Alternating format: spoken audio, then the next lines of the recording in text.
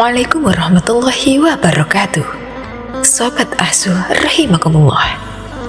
Alkisah, Abu Nawas diutus oleh Baginda Raja agar meninjau asrama penampungan orang-orang gila.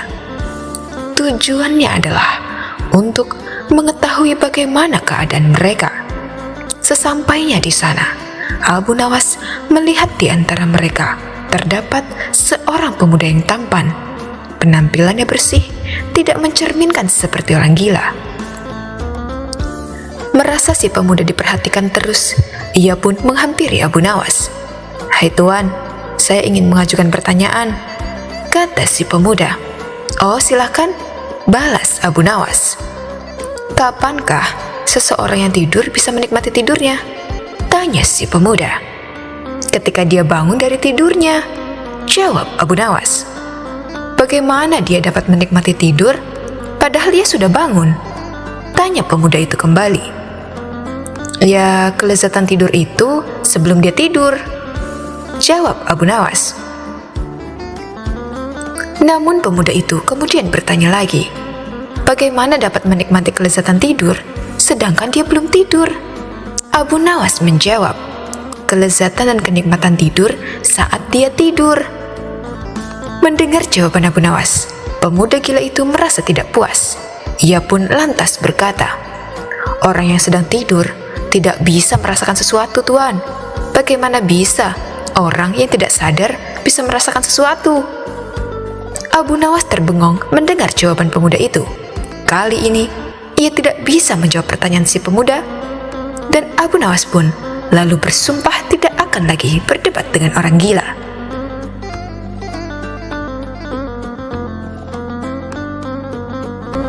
Sobat Asu rahimakumullah. Di suatu pagi yang cerah, suasana pengadilan kota Baghdad mendadak ramai ketika seorang wanita bergegas masuk ke ruangan sambil menyeret suaminya. Wajahnya merah padam menahan amarah. "Tuan Hakim, saya ingin menuntut keadilan," serunya dengan lantang. Di hadapan Abu Nawas yang saat itu menjabat sebagai hakim, wanita itu pun menunjuk suaminya dengan penuh amarah. "Suami saya telah berbuat aniaya. Dia menggigit telinga saya, Tuan." Para hadirin yang memenuhi ruangan sidang langsung terkejut mendengarnya. Mereka saling berbisik, membayangkan bagaimana mungkin seorang suami tega menggigit telinga istrinya sendiri. Namun, sang suami tentu tak tinggal diam. Dengan wajah polos, ia pun menggeleng keras. "Tidak, Tuan Hakim, dia menggigit telinganya sendiri," bantahnya tanpa ragu. Seisi ruangan pun langsung riuh. Beberapa orang bahkan tertawa tertahan. Sang istri pun mendelik marah. "Mana mungkin, mana ada orang yang bisa menggigit telinganya sendiri?" Abu Nawas yang sejak tadi menyimak memukul meja untuk menenangkan suasana. "Saya harap kalian semua tenang. Kalau terus bertengkar seperti itu, bagaimana saya bisa mengambil keputusan dengan adil?" katanya dengan suara tegas. Ruangan yang tadinya gaduh pun perlahan menjadi sunyi. Setelah berpikir sejenak, Abu Nawas pun bertanya, "Apakah ada saksi yang melihat kejadian ini?" Keduanya pun serempak menjawab, "Tidak ada, Tuan Hakim. Waktu itu hanya ada kami berdua." Abu Nawas pun mengangguk. "Baiklah, beri saya sedikit waktu. Saya akan mencari tahu siapa yang benar." Tanpa menjelaskan maksudnya, Abu Nawas pun bangkit dari kursinya dan masuk ke ruang belakang. Orang-orang mulai bertanya-tanya apa yang hendak dilakukan oleh sang hakim yang cerdik itu.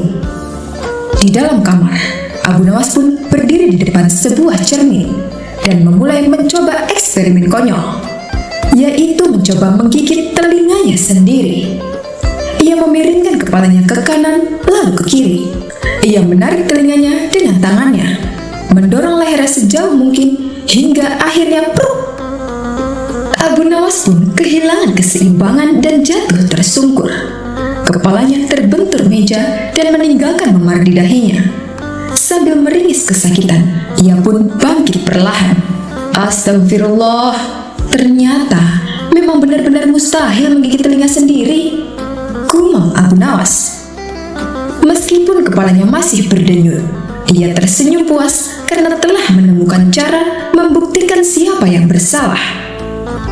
Ia kembali ke ruangan sidang dengan langkah yang mantap. Abu Nawas langsung berkata kepada bawahannya, "Periksa dahi sang istri itu. Apakah ada memar?"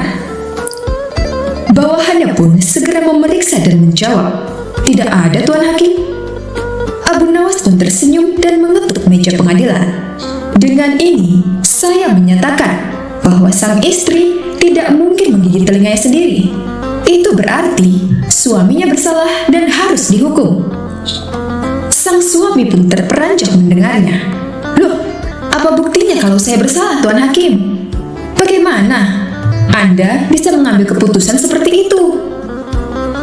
Abu Nawas pun dengan tenang menjawab, "Tadi aku mencoba menggigit telingaku sendiri, dan lihatlah hasilnya." Ia pun menunjuk dahinya yang memar karena tersungkur tadi. Kalau benar istrimu menggigit telinganya sendiri, pasti dahinya juga memar. Tapi nyatanya tidak, jadi sudah jelas siapa pelakunya. Seisi ruang sidang pun langsung tertawa terbahak-bahak. Sementara itu, sang suami hanya bisa pasrah menerima hukuman. Sebelum meninggalkan ruangan sidang, Abu Nawas pun bergumam pelan sambil mengelus dahinya yang masih terasa berdenyut nyeri. Siapa sangka jadi hakim bisa beresiko memar begini.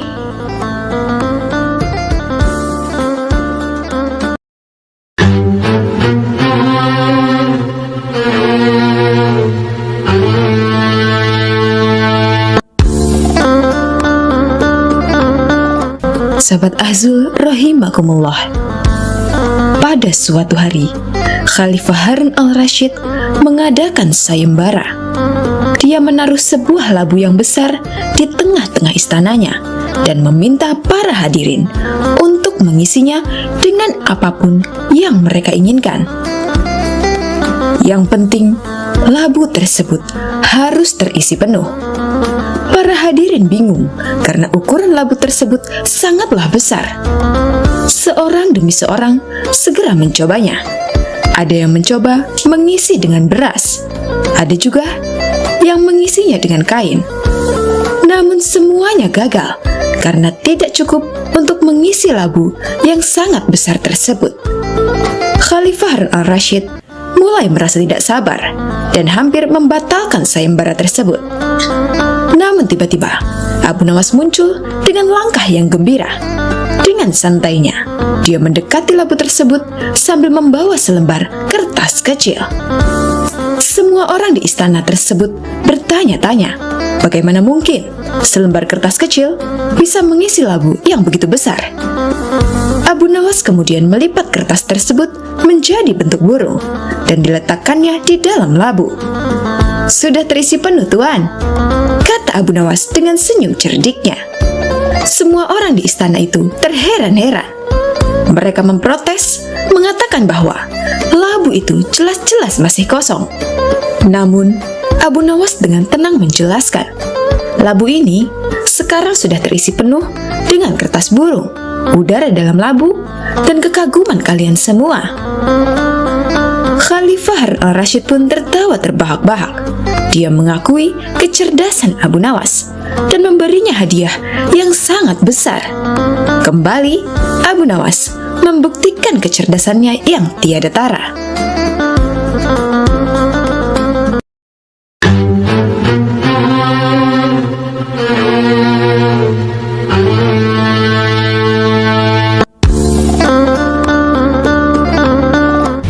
Sobat Azul rahimakumullah, Abu Nawas merupakan sosok wali sufi yang begitu sangat sederhana di balik banyaknya harta hadiah yang diperoleh dari sang raja. Abu Nawas sang wali sufi bahkan memiliki sebuah kebun yang cukup luas. Hasil panen yang lumayan banyak bisa membuatnya menjadi kaya. Namun hal tersebut tidak membuat kehidupan Abu Nawas sang wali sufi menjadi mewah. Abu Nawas tetap menjadi pribadi yang sangat sederhana. Terbukti bahwa Abu Nawas sang wali sufi tidak pernah memperlihatkan kekayaan harta, termasuk tanahnya yang luas itu. Abu Nawas sang wali sufi justru memanfaatkan hasil perkebunan tersebut untuk membantu orang-orang miskin di sekitarnya. Kesederhanaan Abu Nawas sang wali sufi juga terlihat dari segi rumah yang dimiliki bersama keluarganya. Di rumah tersebut tidak ada barang-barang berharga dan mewah yang terlihat di rumahnya. Akan tetapi, hal tersebut tak membuat rumahnya aman dari aksi kejahatan. Kisah ini berawal pada suatu saat ada seorang pencuri yang masuk ke rumah Abu Nawas secara diam-diam. Pencuri itu masuk ke rumah Abu Nawas melalui jendela belakang rumahnya. Beruntungnya, kala itu Abu Nawas sedang berada di dalam rumah. Saat melihat si pencuri itu, Abu Nawas pun kaget. Kemudian ia malah bersembunyi secara diam-diam agar si pencuri itu tidak mengetahuinya. Abu Nawas terus mengawasi pencuri itu yang sudah mulai memasuki ruang tengah rumahnya. Terlihat si pencuri itu sedang mencari-cari barang berharga di rumah Abu Nawas. Pencuri itu mengobrak-abrik semua isi rumah Abu Nawas. Melihat pencuri itu mengobrak-abrik setiap ruangannya, Abu Nawas yang dari tadi melihatnya menjadi risau. Namun bukannya menyergap atau berteriak meminta tolong, Abu Nawas justru bersembunyi di dalam sebuah peti di ruangan lainnya. Tak lama kemudian, si pencuri itu mulai beranjak ke ruang di tempat Abu Nawas bersembunyi. Si pencuri kemudian tertarik ketika melihat ada sebuah peti yang lumayan besar itu. Si pencuri itu mengira jika peti itu merupakan tempat Abu Nawas menyimpan harta benda berharganya. Tak ingin membuang kesempatan, si pencuri segera menghampiri peti tersebut. Namun alangkah terkejutnya si pencuri itu ketika membuka peti tersebut. Ia melihat Abu Nawas sedang bersembunyi di dalam peti tersebut. Pencuri itu lantas bertanya kepada Abu Nawas, "Hei, apa yang kau lakukan di dalam situ?" Tanya si pencuri kepada Abu Nawas. "Aku sedang bersembunyi darimu," jawab Abu Nawas dengan malu-malu. "Bersembunyi? Memangnya kenapa?" Pencuri itu bertanya lagi. "Aku malu kepadamu, karena aku tidak memiliki apapun yang dapat kau curi. Itulah mengapa aku bersembunyi di dalam kotak ini," jawab Abu Nawas. Mendengar jawaban Abu Nawas, si pencuri itu pun langsung pergi meninggalkan rumah Abu Nawas dengan tangan kosong. Ia sangat kecewa dan juga keheranan. Mengapa Abu Nawas yang sering diberi hadiah oleh Baginda Raja dan memiliki kebun yang luas, ladang yang luas, tidak memiliki barang berharga di rumahnya? Kemudian pencuri itu akhirnya menyadari kalau Abu Nawas memang orang yang benar-benar sangat sederhana dan suka membantu orang. Karena itulah Abu Nawas tidak suka menumpuk dan memamerkan harta yang dimilikinya. Abu Nawas sang wali sufi lebih memilih menyedekahkan hartanya kepada orang-orang miskin yang ada di sekitar rumahnya. Wallahu a'lam bishawab.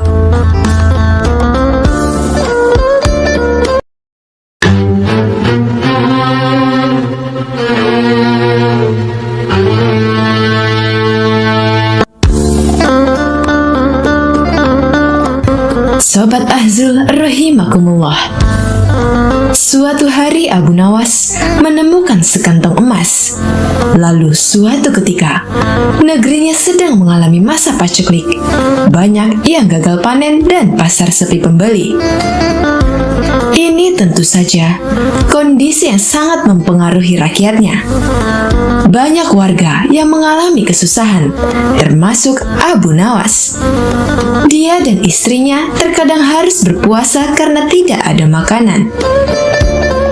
Suatu ketika Abu Nawas berjalan-jalan di pasar untuk menghilangkan rasa jenuhnya dan tiba-tiba menemukan kantong hitam berisi uang dan langsung ditanam di dalam tanah. Abu Nawas merenung sepanjang malam.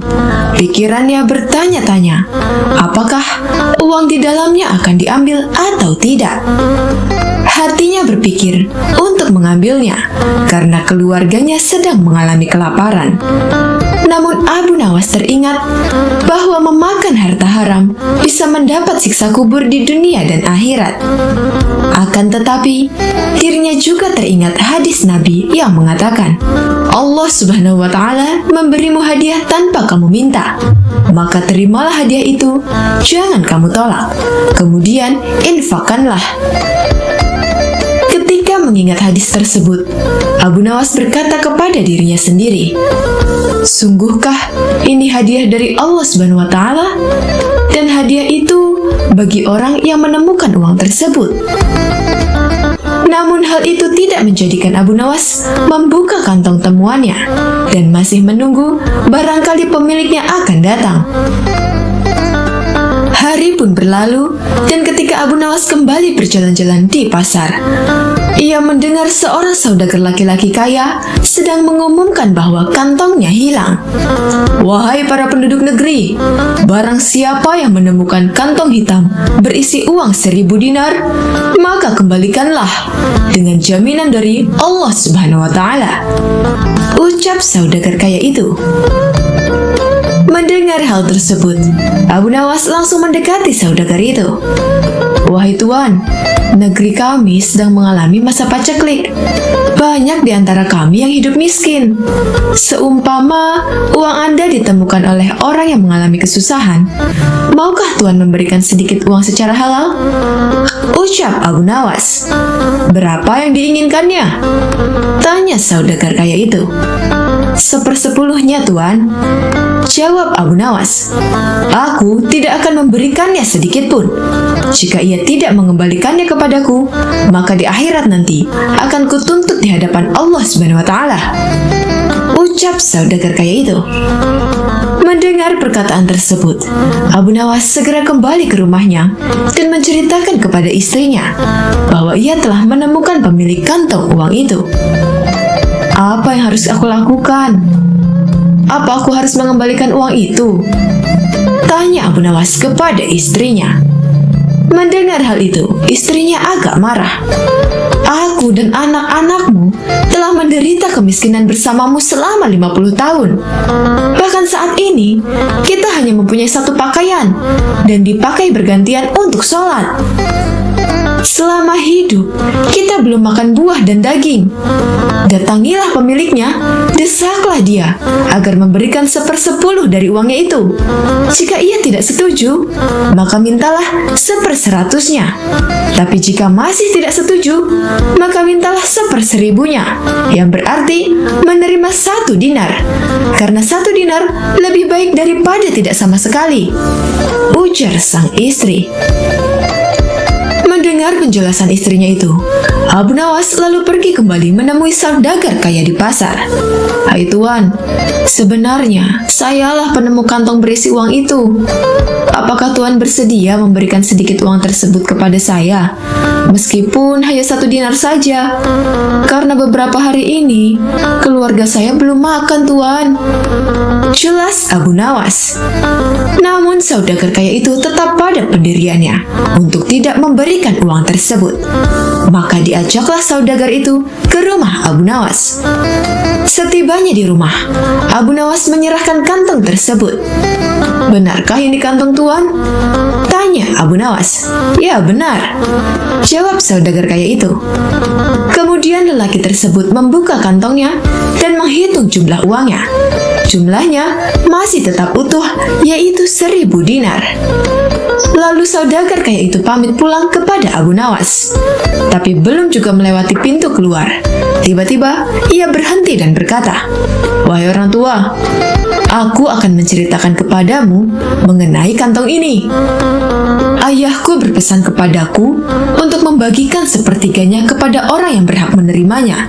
Dan aku juga disuruh menjual warisan ternak lalu menginfakkannya. Sebagian lagi aku gunakan untuk pergi haji. Maka aku pun melaksanakan wasiat itu. Dan wasiat untuk membagikan sepertiga uang dari kekayaanku. uang tersebut aku letakkan di kantong ini. Lalu aku pergi ke kota untuk mencari orang yang benar-benar miskin. Namun aku tidak menemukan seorang pun yang lebih berhak daripada Anda. Maka ambillah uang di kantong ini, Tuan. Semoga Allah Subhanahu wa Ta'ala memberkahimu. Terang saudagar tersebut. Mendengar hal itu, Abu Nawas pun bersyukur kepada Allah Subhanahu wa Ta'ala. Kesabaran dan kejujurannya saat menemukan uang tersebut ternyata mendapat jalan lain dari Allah Subhanahu wa Ta'ala. Ternyata saudagar kaya tersebut tidak hanya memberikan 1/100 yang dimintanya, melainkan semua uang yang ada di kantong tersebut.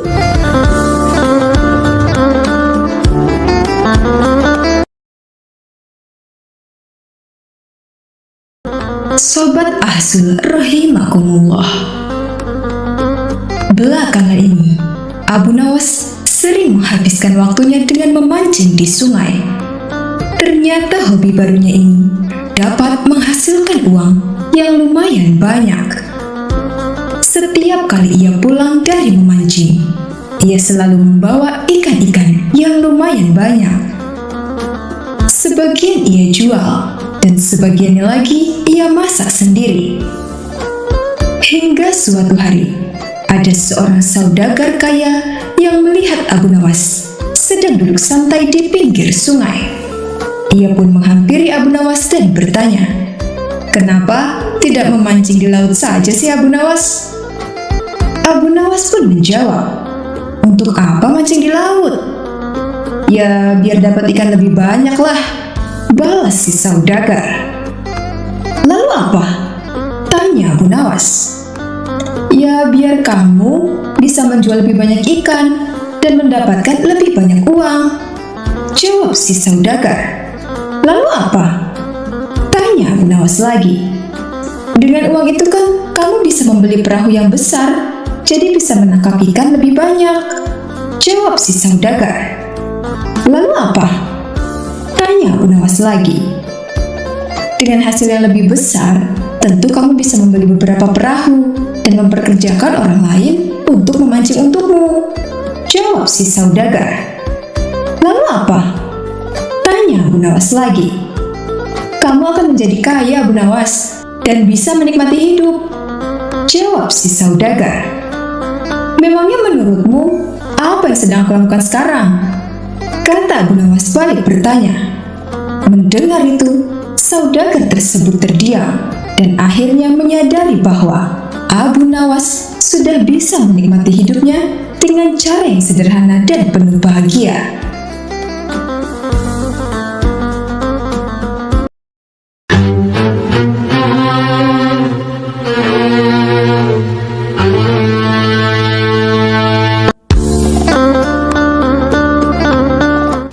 Sobat Ahsul rahimakumullah.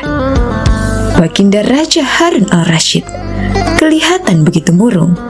Semua menterinya tidak ada yang sanggup menemukan jawaban dari 2 pertanyaan Baginda. Bahkan para penasihat kerajaan pun merasa tidak mampu memberikan penjelasan yang memuaskan Baginda Raja. Padahal Baginda sendiri ingin mengetahui jawaban yang sebenarnya.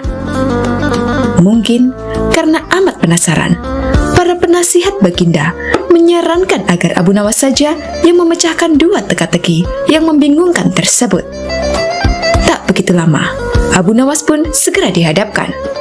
Baginda mengatakan bahwa akhir-akhir ini ia sulit tidur karena diganggu oleh keingintahuan menyingkap 2 rahasia alam.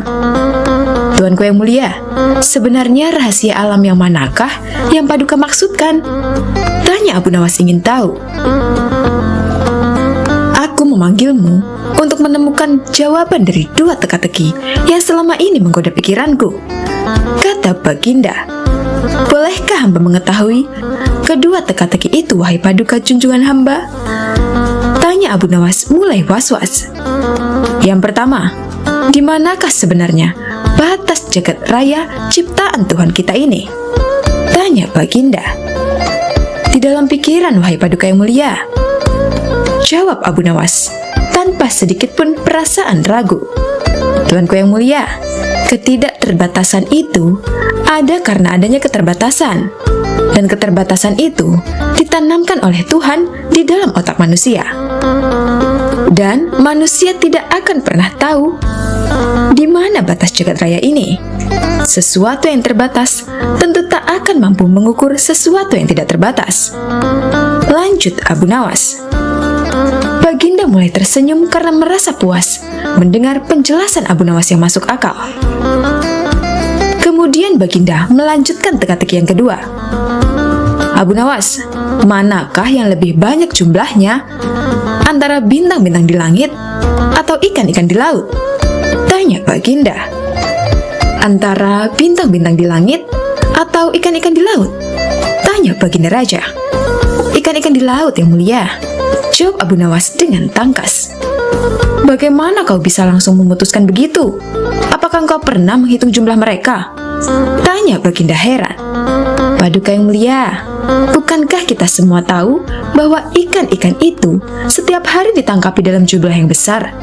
Namun begitu, jumlah mereka tetap banyak, seolah-olah tidak pernah berkurang karena saking banyaknya. Sementara bintang-bintang itu tidak pernah rontok, dan jumlah mereka juga banyak. Jawab Abu Nawas meyakinkan Baginda Raja. Seketika itu, rasa penasarannya selama ini menghantui Baginda Raja sirna tak berbekas. Baginda Raja Harun al-Rashid memberikan hadiah kepada Abu Nawas dan istrinya uang yang cukup banyak.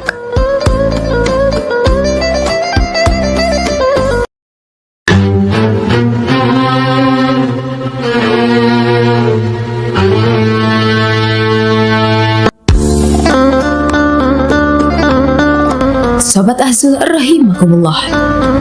Inilah cerita lucu Abu Nawas diremehkan gara-gara bajunya yang usang. Berawal dari suatu hari, seorang saudagar yang sangat terkenal kaya raya akan menggelar hajatan pernikahan secara besar-besaran. Sudah tentu, tamu yang diundang juga dari kalangan orang kaya. Akan tetapi berbeda dengan Abu Nawas. Meskipun bukan orang kaya, dirinya adalah tokoh yang sangat terkenal.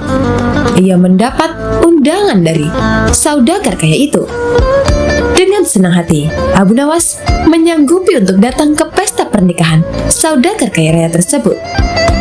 Selepas asar, Abu Nawas sengaja mengosongkan perutnya agar saat berada di pesta nanti bisa makan sebanyak-banyaknya. Dengan sabar ia menunggu waktu menuju malam dan merasa matahari seperti bergerak begitu perlahan. Perlahan langit mulai berwarna keemasan, kemudian lambat laun berubah menjadi gelap.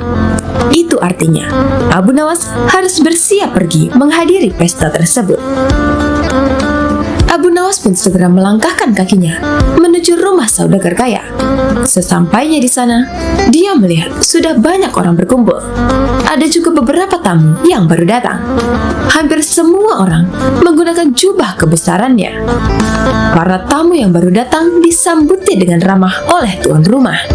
Akan tetapi karena Abu Nawas menggunakan baju yang sudah usang, belum lagi warnanya yang telah pudar, jadi tidak ada seorang pun yang menyambutnya. Bahkan tidak ada yang mau mengajaknya bicara. Abu Nawas menengok ke sekitarnya sambil menggelar napas. Dengan perasaan kecewa, ia pun memutuskan pulang kembali ke rumah. Tak lama setelah itu, Abu Nawas kembali ke pesta. Tapi kali ini mengenakan jubah yang bagus dan indah, sehingga terlihat sangat berwibawa. Berbeda dari sebelumnya, kali ini tuan rumah menyambutnya dengan ramah. Abu Nawas digiring masuk dan dipersilahkan duduk di depan meja besar yang penuh hidangan mewah dan lezat bersama tamu-tamu lainnya. Tapi bukan makan dengan lahap seperti yang dibayangkan tadi siang. Abu Nawas malah tidak sedikit pun menyentuh hidangan tersebut. Ia malah membuka jubah indahnya dan jubahnya itu ia letakkan di atas hidangan. "Hai jubah indah, makanlah hidangan itu," kata Abu Nawas berteriak. Tentu saja tingkah Abu Nawas ini mengundang banyak perhatian tamu undangan, termasuk si tuan rumah. Ia memandangnya dengan heran. Lalu Abu Nawas kembali berkata, "Tadi, waktu aku pertama datang ke sini memakai baju usang, tidak ada seorang pun yang menyapa atau menyambutku, apalagi sampai mengajakku untuk makan. Tetapi setelah kembali ke sini dengan memakai jubah yang indah, aku disambut dengan ramah, dipersilakan duduk di tempat tempat yang bagus dan dihidangkan makanan yang enak-enak. Kata Abu Nawas, jadi makanan ini adalah hak jubahku, bukan hak aku. Tambah Abu Nawas lagi menjelaskan. Mendengar ucapan Abu Nawas, semua tamu yang hadir, termasuk si tuan rumah, langsung tersadar akan kesalahannya. Mereka pun meminta maaf kepada Abu Nawas. Wallahu a'lam bishawab.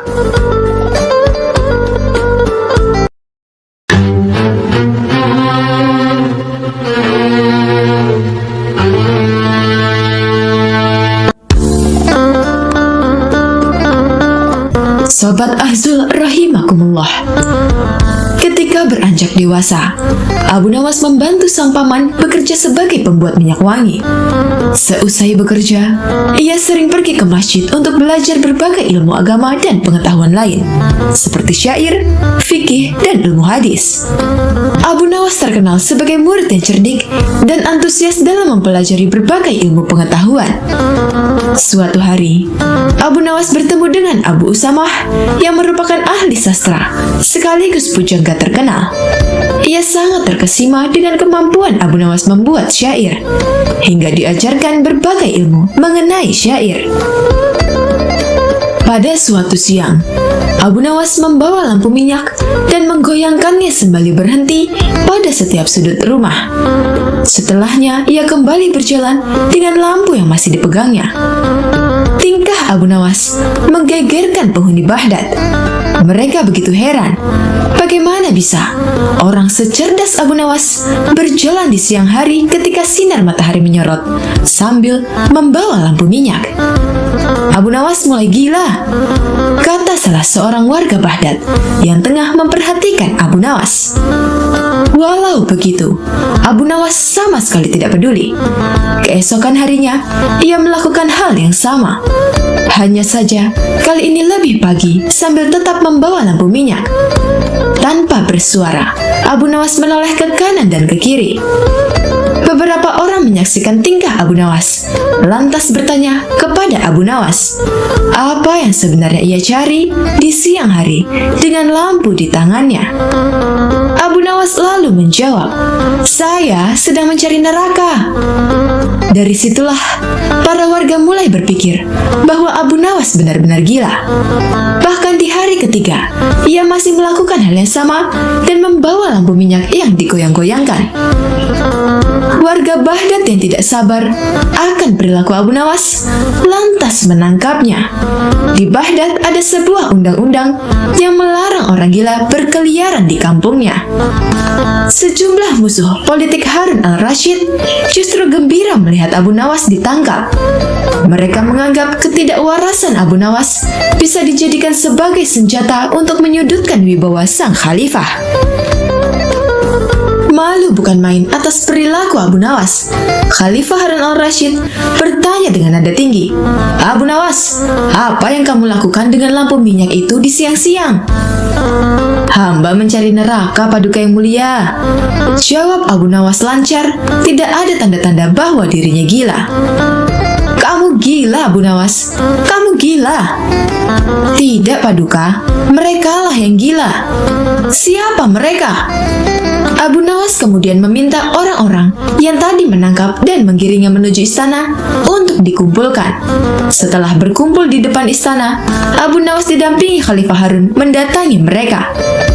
Wahai kalian, orang yang mengaku waras, apakah kalian selama ini menganggap orang lain yang berbeda pikiran dan berbeda pilihan dengan kalian adalah munafik? Tanya Abu Nawas.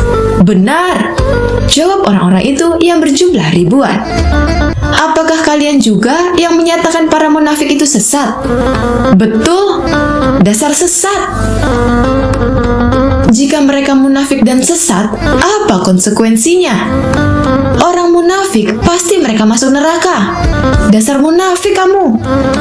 Mendengar itu, Abu Nawas kembali menimpali. Baik, jika saya munafik, sesat dan masuk neraka, di mana neraka yang kalian maksud? Punya siapa neraka itu?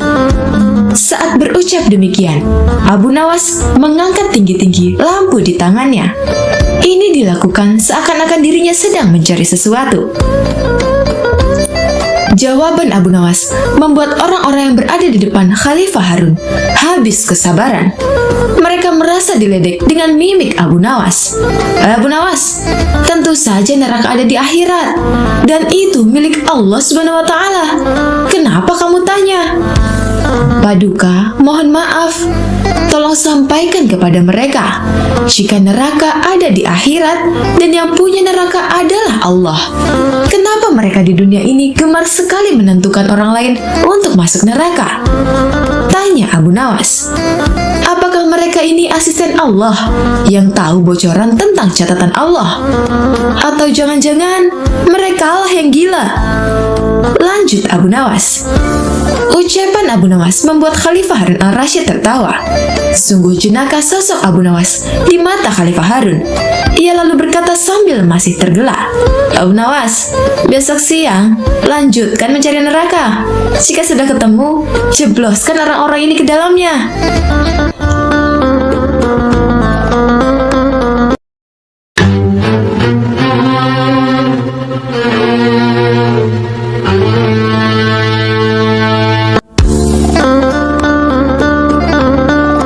Sobat Azul rahimakumullah.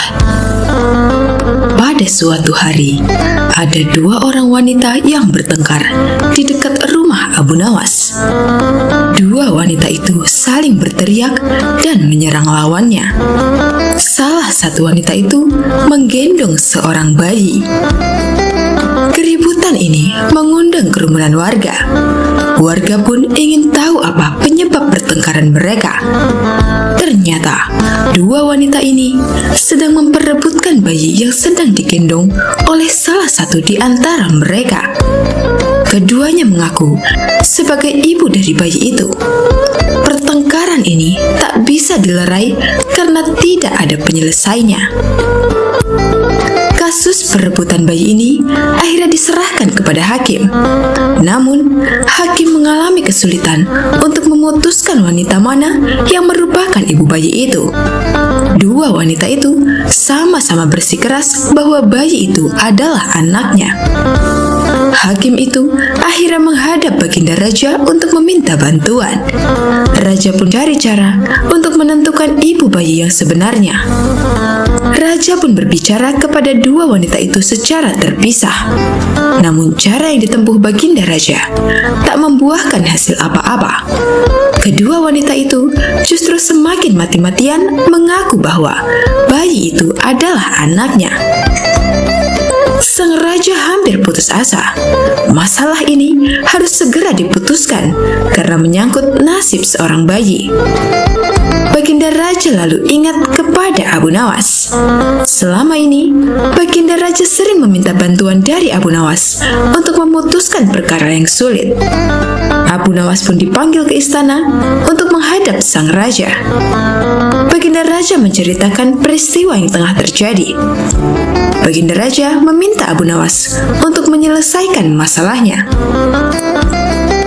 Baginda Raja memberi waktu 1 hari kepada Abu Nawas untuk memikirkan jalan keluarnya.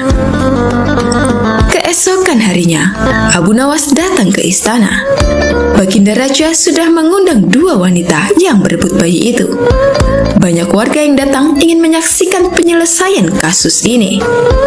Semua yang hadir menunggu dengan hati berdebar-debar.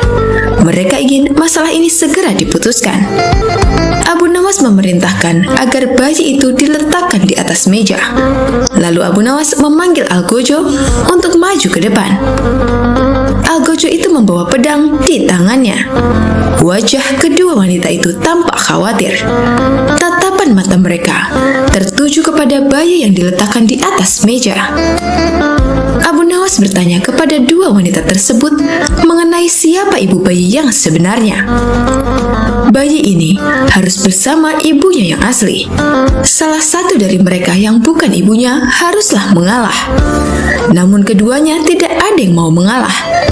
Masing-masing tak akan mau menyerahkan bayi itu kepada orang lain. Abu Nawas Nawas memutuskan akan mengabulkan keinginan kedua wanita itu dengan cara yang adil. Ia akan menyuruh Algojo untuk membelah bayi ini menjadi dua. Jadi, masing-masing akan mendapatkan bagian yang sama. Abu Nawas pun minta persetujuan kepada kedua wanita itu. Semua orang yang hadir sangat tercengang. Bagaimana mungkin seorang bayi dibelah menjadi dua? Wanita pertama tampak senang. Akhirnya, masalah ini dapat diselesaikan dengan cara yang adil. Mereka akan sama-sama mendapat bagian yang seimbang. Ia pun menyetujui usul dari Abu Nawas. Sementara wanita kedua langsung menangis meronta-ronta. Ia menjerit-jerit histeris dan meminta agar Abu Nawas tidak membelah bayi itu. Ia akan menyerahkan bayi itu seutuhnya kepada wanita pertama. Ia rela bayi itu dirawat oleh wanita itu. Abu Nawas pun tersenyum lega. Sekarang ia sudah tahu siapa ibu bayi yang sebenarnya. Abu Nawas segera mengambil bayi itu dan menyerahkannya kepada wanita kedua. Tak ada ibu yang tega membiarkan anaknya disembelih. Ibu itu sangat bersyukur dan berterima kasih kepada Abu Nawas. Wanita yang setuju anaknya disembelih pastilah bukan ibu yang sebenarnya.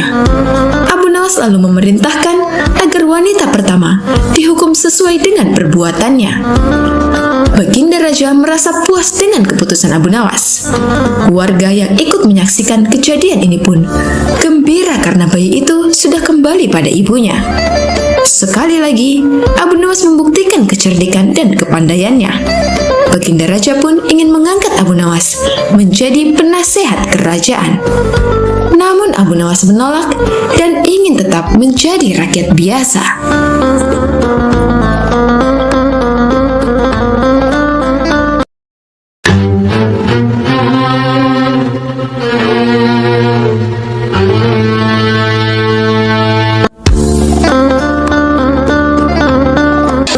Sobat Ahzul rahimakumullah. Siapa yang tidak kenal dengan sosok penyair ternama dari kalangan bangsa Arab ini? Dia adalah Abu Nawas. Kecerdikan Abu Nawas sangat dekat dengan kehidupan sehari-hari, bahkan kerap dilakukan oleh semua masyarakat. Salah satunya, cerita Abu Nawas yang menjual kipas ajaib yang awet hingga 100 tahun lamanya dan tidak akan rusak.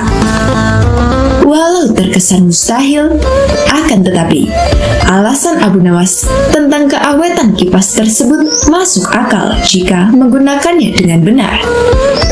Dikisahkan, suatu ketika Abu Nawas sedang asyik berjalan-jalan di pasar. Ia pun melihat pemuda sedang berjualan baju di pinggiran jalan. "Baju bagus dan istimewa, silahkan dibeli," teriak pemuda tersebut. Di sebelah dagangan si pemuda juga tertulis kalimat, "Dijamin tidak luntur." Karena tertarik, Abu Nawas pun segera mendekatinya. "Silakan tuan, tuan mau beli baju?" tanya si penjual. "Aku mau lihat-lihat dulu. Kalau ada yang cocok, baru aku beli," jawab Abu Nawas. "Silakan tuan, silakan dipilih," balas si pemuda penjual tersebut. Setelah Abu Nawas menemukan baju yang cocok, ia berkata, "Ini bajunya bagus, warnanya juga bagus. Tapi, apa benar dijamin tidak luntur?" "Jangan khawatir tuan, pokoknya sesuai dengan tulisan itu," kata si penjual. "Baiklah, berapa harganya?" tanya Abu Nawas. "Harganya 100 dirham tuan," jawab si penjual. "Mahal sekali, umumnya harga baju hanya 10 dirham," kata Abu Nawas menawar. "Tidak boleh tuan, sudah harga pas," ucap si penjual. Sejenak Abu Nawas berpikir, bajunya sih bagus, warnanya juga bagus, apalagi tertulis dijamin tidak luntur. Mungkin karena itulah harganya agak mahal, ujar Abu Nawas dalam hatinya. "Baiklah, aku beli baju ini seharga 100 dirham," ucap Abu Nawas. "Terima kasih tuan, semoga tuan puas belanja di tempat saya," ucap si penjual. Singkat cerita, Abu Nawas pun pulang membawa baju barunya. Namun di perjalanan, baju barunya terjatuh dan kotor. Sesampainya di rumah, Abu Nawas langsung mencuci baju baru tersebut dengan direndam dengan air. Seketika itu, warna baju yang tadinya bagus mendadak memudar dan luntur. "Aku telah tertipu," katanya dijamin tidak luntur. Gerutu Abu Nawas merasa kesal karena ditipu. Saking geramnya, Abu Nawas langsung menemui penjual baju yang baru dibelinya tersebut di pasar. "Hai pemuda, ternyata kamu penipu," hardik Abu Nawas. "Memangnya saya menipu apa, Tuan?" kata pemuda itu berpura-pura tak tahu. "Kamu bilang dijamin tidak luntur, tapi baru direndam ternyata sudah luntur," tutur Abu Nawas. "Saya tidak bilang dijamin tidak luntur. Anda sendiri yang mengatakan begitu," kata pemuda itu. "Tapi saya mengatakan itu karena saya membaca tulisan yang ada di samping baju-baju jualanmu itu," protes Abu Nawas. "Oh, kalau itu berarti Anda yang salah baca, Tuan. Anda membaca dari kiri ke kanan. Kalau kita kan orang Arab, bacanya dari kanan ke kiri. Luntur tidak dijamin," kata si pemuda menjelaskan. Abu Nawas tak menyangkal perkataan pemuda itu. Ia kembali ke rumah dengan perasaan yang dongkol. "Akan kubalas kau nanti," gerutu Abu Nawas. Di rumah, Abu Nawas mencari cara agar bisa membalas perbuatan pemuda tersebut. Esok paginya, Abu Nawas pergi ke pasar dan berjualan kipas di samping tempat berjualan si pemuda. "Kipas, kipas, silahkan dipilih kipas bagus dan awet sampai 100 tahun," teriak Abu Nawas. Berhubung saat itu cuaca lagi panas, pemuda itu mendekati Abu Nawas. "Berapa harga kipasnya, Tuan?" tanya si pemuda penjual pakaian. "Oh, murah sekali, hanya 100 dirham," jawab Abu Nawas. "Apa? 100 dirham Anda bilang murah? Di mana-mana harga kipas cuma 1 dirham, Tuan," balas si pemuda. "Ini kan bukan kipas biasa, pemuda. Kipas ini tidak akan rusak sampai 100 tahun," kata Abu Nawas. "Kalau sampai bertahan selama 100 tahun, tidak salahnya harganya mahal," pikir pemuda tersebut. "Baiklah, Tuan, saya beli 1," kata pemuda itu. Pemuda itu pun kembali ke rumah untuk menggunakan kipas yang telah dibelinya itu. Namun ternyata belum lama dipakai, kipas tersebut sudah rusak. "Dasar, aku telah ditipu," ujar si pemuda penjual pakaian. Si pemuda itu kembali ke pasar guna menemui Abu Nawas dan berkata, "Hai Tuan, Anda penipu. Katanya kipas ini kuat sampai 100 tahun. Ini dipakai beberapa menit sudah rusak." "Kamu pasti salah pakainya," kata Abu Nawas. "Salah bagaimana, Tuan?" balas si pemuda. "Cara kipas dipakai biar awet bukan kipas yang digerak-gerakkan, tapi kepala kamu yang digerakkan ke kanan kiri. Pasti kipas akan awet sampai 100 tahun," ucap Abu Nawas menjelaskan. Mendengar ucapan Abu Nawas, si pemuda hanya terdiam. Ia menyadari ini adalah pembalasan atas perbuatannya tempo hari pada Abu Nawas. Demikian kisah cerdik Abu Nawas guna sadarkan seorang pemuda yang telah menipunya. Semoga kisah ini bermanfaat.